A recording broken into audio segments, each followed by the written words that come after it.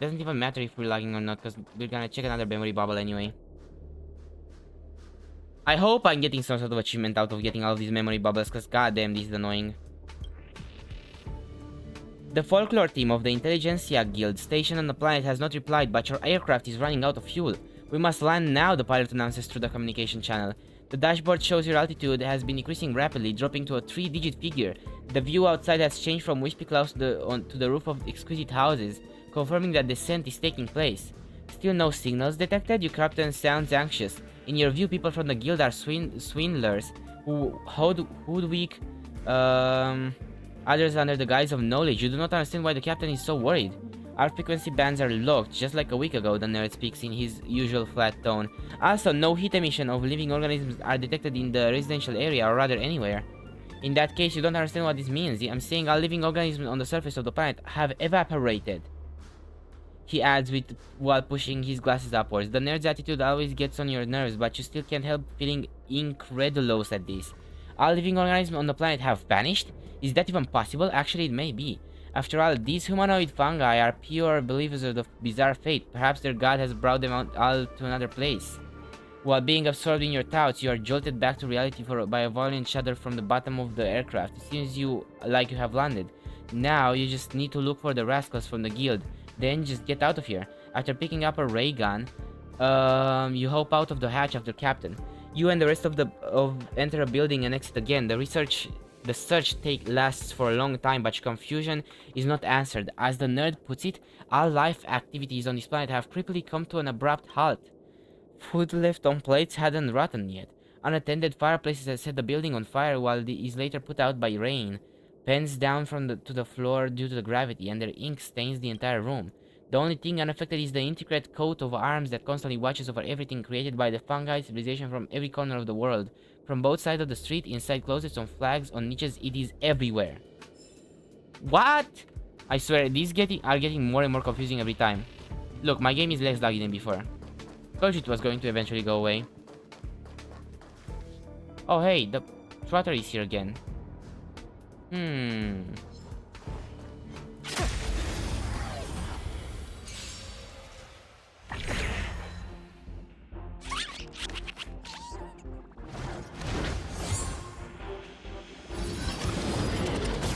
Luke. What was that sound she made? What the hell?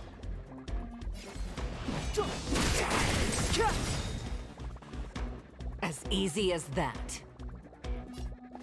To the clouds!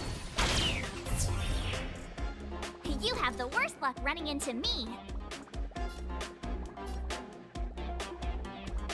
What's this?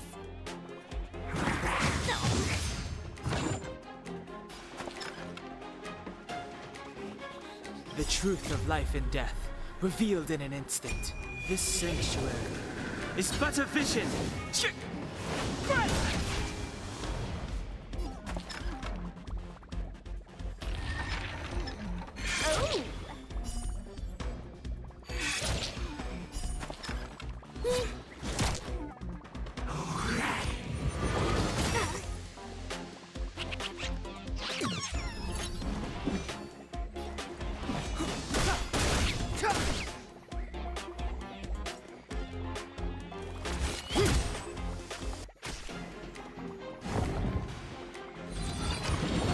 I swear if you hit her again, fuck you. My turn. Okay, Stay right there while I give you a present. nobody's dying.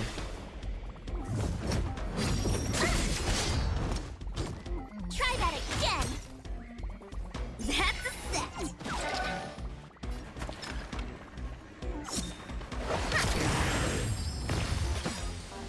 Look at the draw. Please, please, please, please, please. Looks like victory!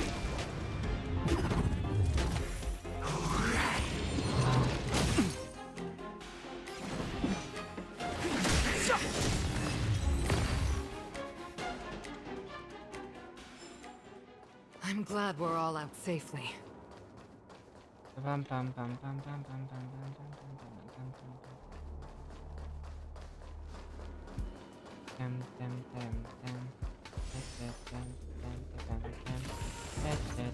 Did that door open?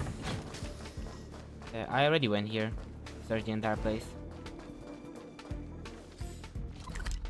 Yeah. There's something else I didn't check in this room.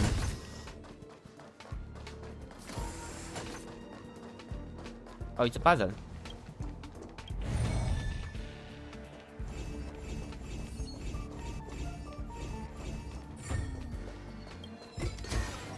Quite the taking. Yeah.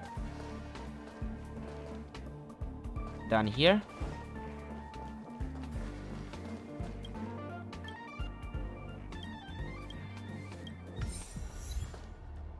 Oh.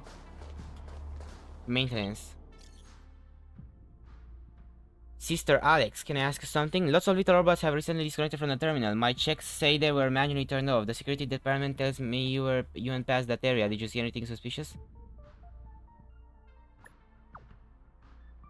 I don't know. I just passed by and wasn't really looking. Ah, okay. I'll go check again. Thanks. Yeah, categorically, I'm not the one which turned them off. Turn off the little robots in the space station 6 times. Is there one for turning them off 8 times or more?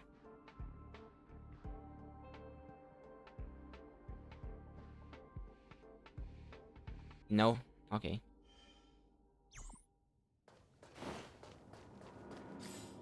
Wait, weren't we able to level up light cones, enhance light cones if we're level 10? No, level 15. We need level 15. I see. Another hard battle over there? What?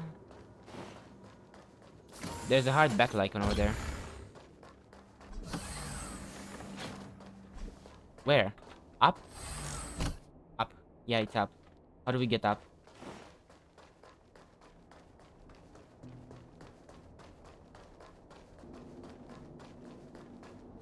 You. Yeah, sure. Never let your guard down in front of your enemy. She's level 16. Oh, won't be that hard, right? Can't be that hard, right?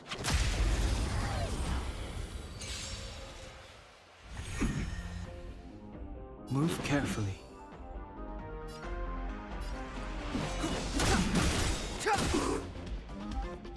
The truth of life and death, revealed in this sanctuary, is but a vision. The pilot's spirit never dies. To the clouds! The wind is rising. Cloud kites, formation! Bolt! From the bow!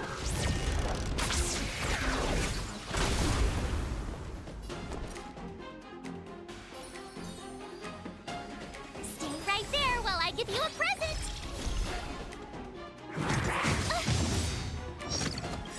Gotta try hard sometimes.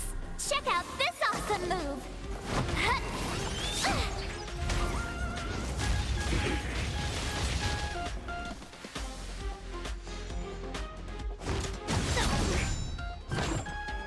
Try that again.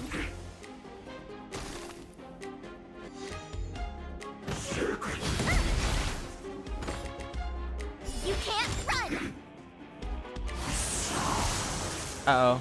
Fights are like gambling. You have to choose when to strike. God damn it. Can't do anything other than use this. Ouch. Ouch.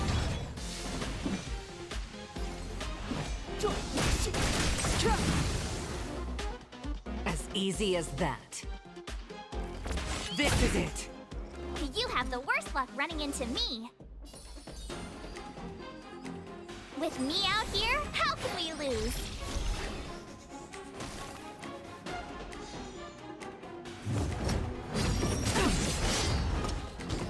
Try that again. Don't need this style.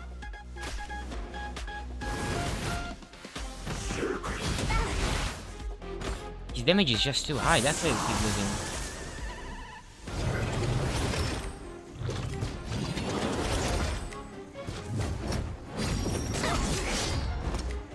Alright, so I'm not gonna lie, we're gonna lose this one. Still the hardest battle on this spaceship, pretty sure. That's the hardest battle on the spaceship, pretty sure of it. We're gonna have to go around him, and that's gonna be the last one we're gonna have to fight.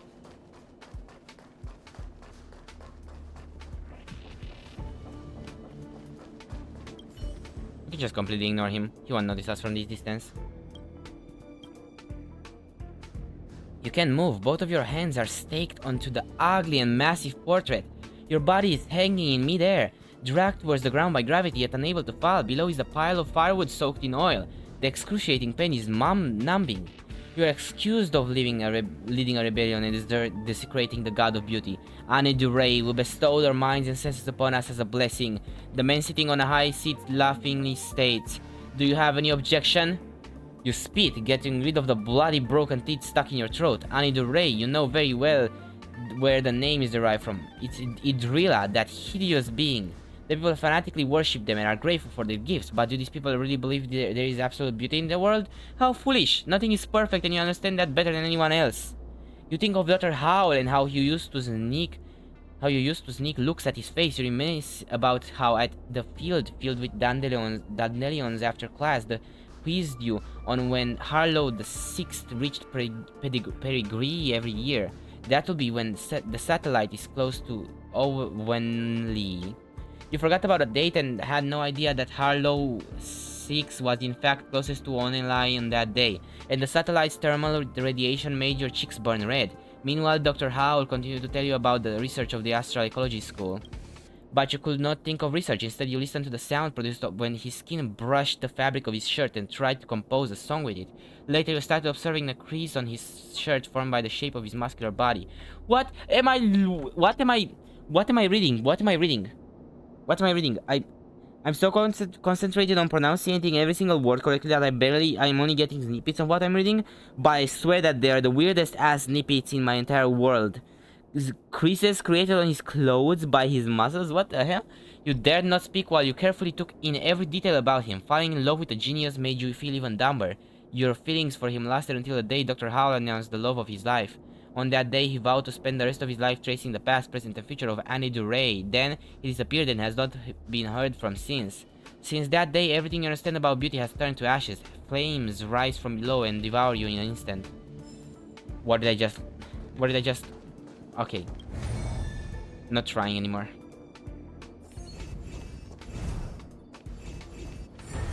Hardly a concern. Quite the taking. State your business and stop blocking my view. Okay.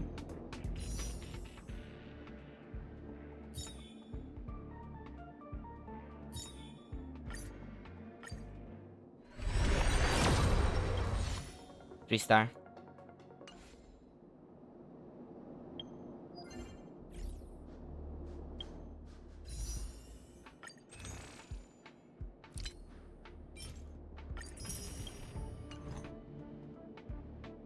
Okay.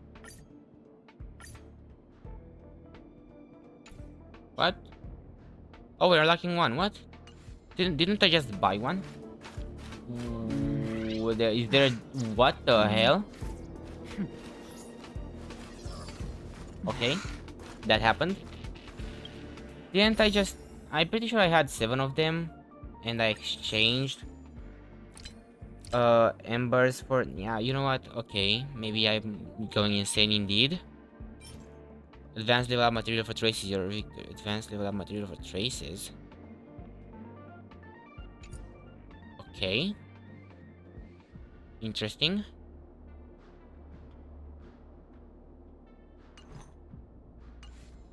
Wait, we can buy the things you need to level up your trace. What do you need? Require character ascension. Okay, we need to ascend the character anyway. And to ascend her, we need level 15, so we cannot do that even if we do get the materials to ascend her. Great.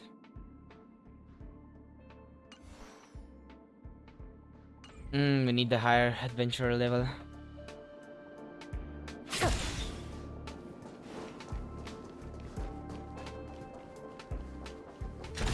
Charge up energy. Oh hey, it's a memory bubble. You feel a sense of unease that pervades the air. You hear from the others, mostly from Adair, the one person on the team who was always getting the latest news, that the Emperor has dispatched a special force to the construction site. The reason for this development remains unknown. I heard they already arrived at dock number 1. Adair seems on edge as he incessantly rubs his hands against the fluff ball in his hands. He had named the creature Fluffies. To be honest, it isn't the most creative name. These fluff balls are beloved among the construction team, so that practically every member has one. Of course, you do too. You named yours Big O because it's orange. Your pet is currently snoring away on your shoulder. You lovingly rub what you assume is most likely its head. Like always, this brings you a bit of comfort. If you didn't have this little pet, you wouldn't be able to stand the harsh construction environment and the monotony of work and life. So I've heard something. Keep in mind, I don't know for sure. Adair starts to say, you think he is well on his way to pulling out all the Fluffies' fur. The Emperor probably knows about the Fluffies. It's quite likely the Special Force is here to exterminate them.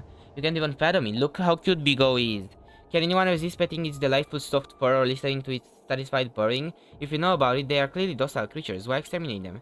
Ah, your supervisor buries his head in his fluff ball and takes in a gulp of air. The decrepit old Emperor. Firstly, he sends us to make this tomb at his godforsaken place, and now we can't even have pets? Ridiculous. The dim dormitory falls silent for a moment. You look at your two co-workers.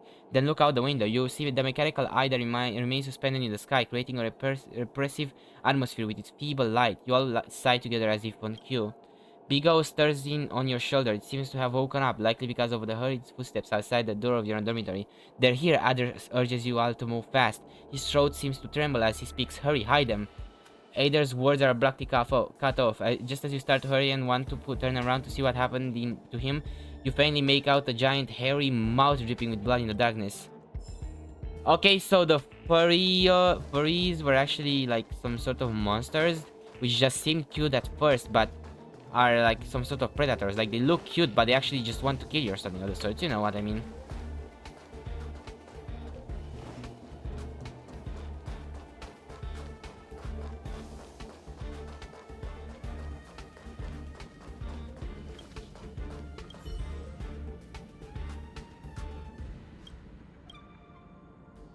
What did they say? You feel bored to death. You fiddle with the adhesive explosive charge in your hand. The old geezer still ain't going to give us the green light to open fire.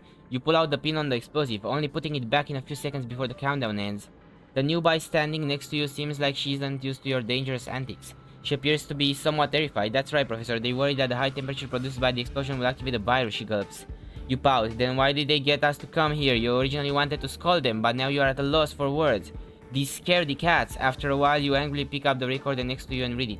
Cells become cancerous and soft tissue calcify. You initially had assumed these old pokies were only capable of churning out useless garbage, but this report is actually interesting. Unfortunately, reading reports cannot calm your anxious heart.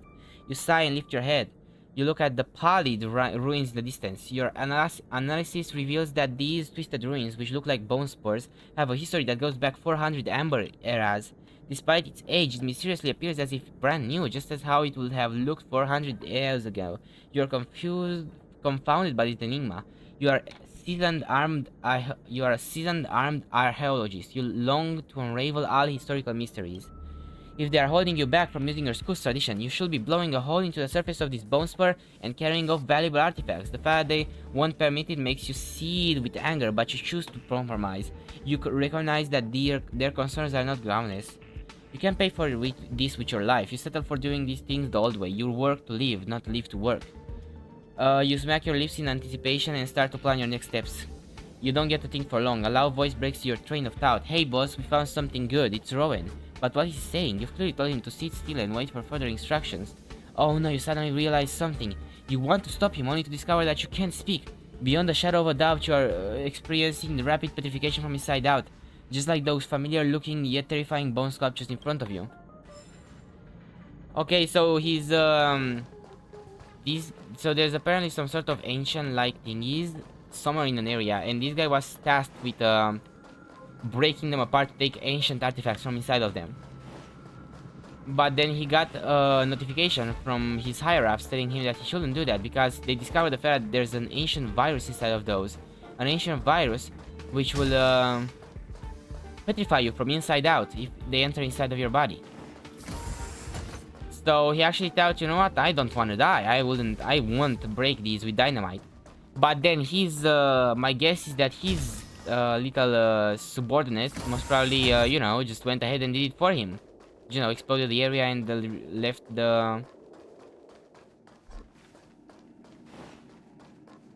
thingies, the bacteria out, which killed all of them. That is great. Yes, copy. State your business and stop blocking my view. Disposable. Okay, got another achievement. Find and talk to all Herta puppets in a space station.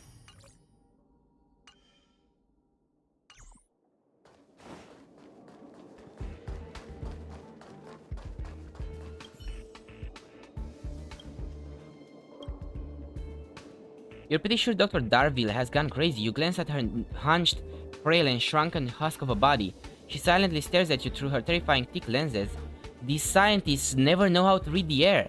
All you want right now is to throw this report containing the ravings of a mad scientist in the furnace, then send her packing. You never want to hear the word organism again.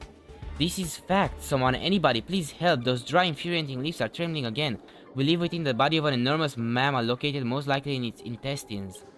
I've had it. You slam your hands on the desk as you stand up. This woman is clearly humiliating you and the entire dukedom of the Denisova. However, she merely adjusts her glasses, completely unfazed by the rage within you that is threatening to explode. Your Highness, have you ever considered why acid mists have become increasingly common recently? She asks hoarsely. We must completely ban the use of diesel engines. The exhaust fumes these engines release are causing significant irritation to the creature's intestines, which leads to the increased secretion of intestinal juices. Okay. I swear, Honkai Star Rail is out there making 20 different sci-fi movie plots, and not expanding on any of them. What a shame. Complete ban? You gasp. Her proposal is easier said than done. The fallout from such a ban will nosedive the nation's finances into the red. What's the big deal with acid mist?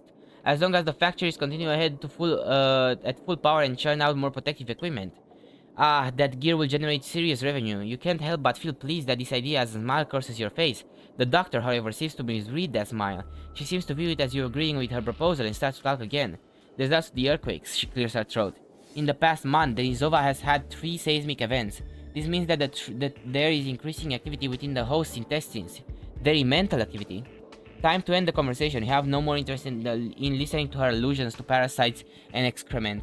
Just as you are about to order her to leave, you feel that the hull sway violently. The ceiling begins to collapse. This was what I want to discuss next, she says with a voice that is as calm as ever. We predicted that there will be a 4th earthquake. A regurgitation at an unprecedented scale. Will be completely dissolved by stomach acid. No one will survive. It took you kind of a while. It took you kind of a whole lot of time to come to that conclusion, to tell him that. What's the point of banning it if you knew that there was going to be a 4th earthquake in which everybody was going to die? What was the point? I like how these are some sort of, like those sci-fi horror stories you listen to when you watch YouTube. Like I watched a few of these on YouTube, stories made by people which are like very short. Most of them are sci-fi, and in 99% of cases everybody ends up dying, exactly like in the stories I'm reading right now.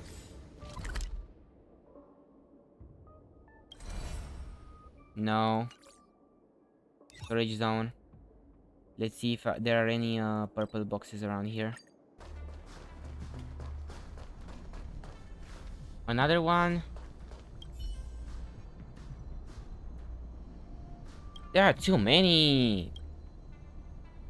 To your surprise, you are stuck in a dark and cramped room. The air is thick and dank, mixed with a putrid scene unique to moldy, rotten wood.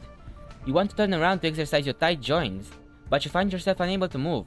Not only is there no space around you, but your muscles and tendons are also stiff and trembling out of abject fear. It's because you can clearly hear them, those multitudes of cursed creatures sniffing around outside this locked wooden box. Their serrated feelers are impatiently thrashing around, lashing out at everything outside of your narrow confines. You can hear them dashing madly around the room. You can hear them constant movements of their iron-hooked limbs and armor-like carapace, producing a piercing noise that drives one into insanity. Of course, you know these despicable arthropods have no intellect to communicate with you. Their disgusting mouthpieces dripping with sticky saliva should only be used for chewing and eating, but you're sure you heard something. They are definitely whispering something, but their mouthpieces... No, those darn mouthpieces should not be able to make any kind of sound. Could the sound come from their filthy wings covered with an oily film? You listen intently. Yes, the disgusting wings are flapping in the air as they repeatedly utter that cursed name in a shrill and coarse hiss. Taisy-rond, Taisy-rond, Taisy-rond, Taisy-rond, Taisy-rond, Taisy-rond. What the fuck? What the fuck? Am I what? Listening? Am I... What the hell am I reading?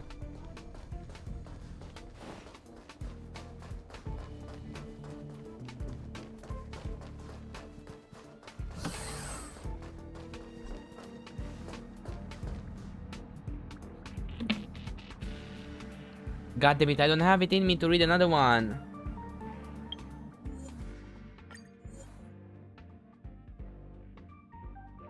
Oh. Oh, I instantly friended those people? They accepted my friend request? Oh, they accepted my friend request. All 4 of them. I mean, 3 of them. 3 of the 4 I sent a friend request to.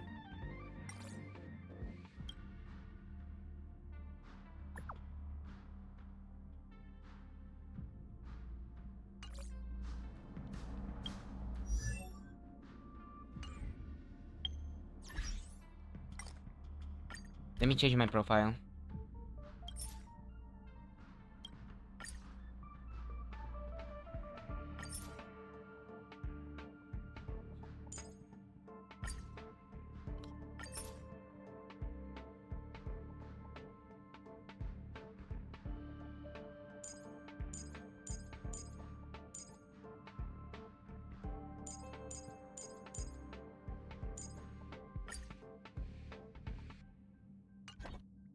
Okay. Okay, let's read.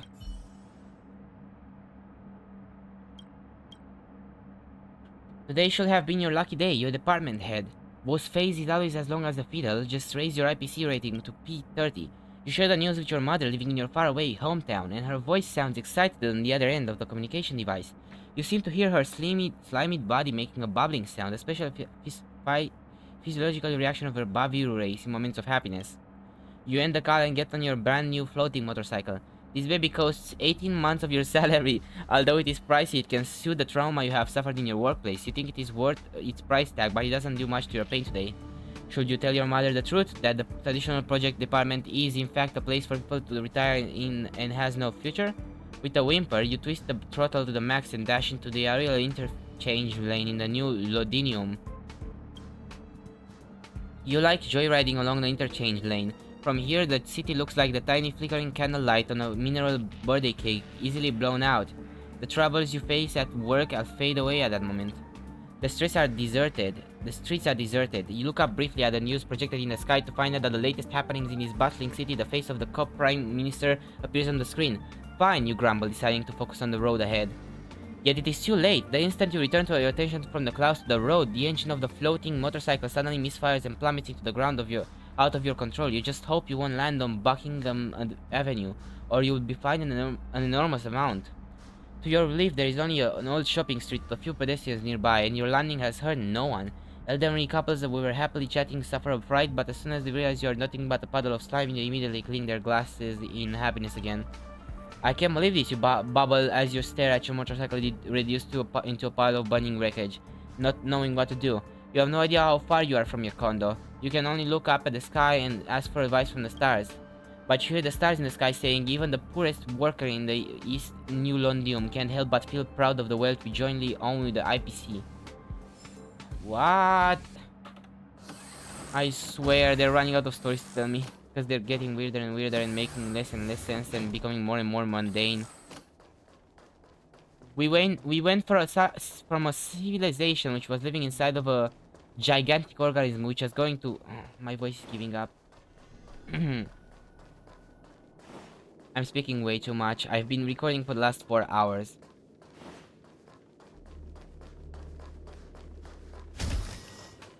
Okay, so our only way is to go to continue the main story. back at Jarilo-VI. So let's go back there.